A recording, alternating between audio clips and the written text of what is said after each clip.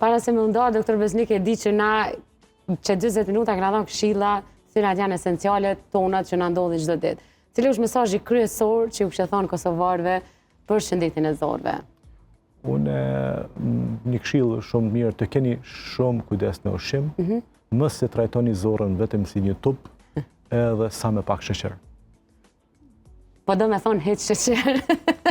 Pi vjen keq me thonë hiç sheqer. Vjen keq me thonë fare, sepse edhe aty ku ne mendojmë që nuk ka sheqer, ka sheqer. Absolutisht.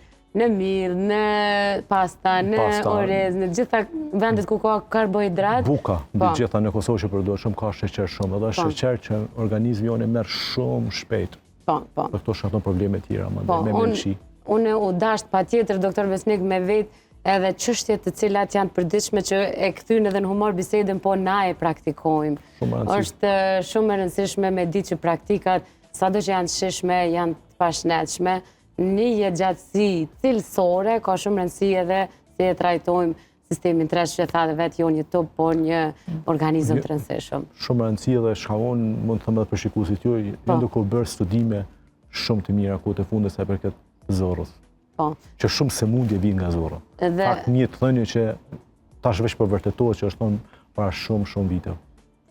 Dhe na patjetër që kemi kënaqësinë t'ju kemi e t'i përditësojmë këto dhëna bashkë me juve, sepse e dim se sa i përditësuar dhe sa aktual je edhe në klinikën ku jeni drejtor në Gjermani, por edhe si mjek në spitalin e përgjithshëm Rezonanca 2 me këtë punën që bën çdo ditë. Kështu që na të presim prap sa herë të vish në Kosovë me bëni termin për pacientat tanë.